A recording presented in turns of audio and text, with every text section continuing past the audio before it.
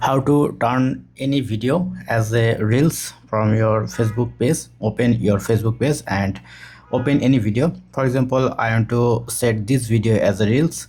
First of all, I copy the page title. Then you can see insight and ads. Press on see insight and ads, and then you can see create reels option. Press on create reels, and you can see the option. If you want to change your audio, then you can also do it from here, or if you don't want to change, just press on next. Now insert your title, and once all done, press on share now. Now your reels is uploading. Once upload complete, simply go back to your Facebook page.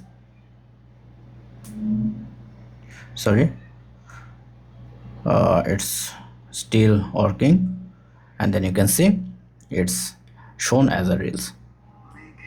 So that's it. Thank you. Don't forget to thumbs up and have a good day.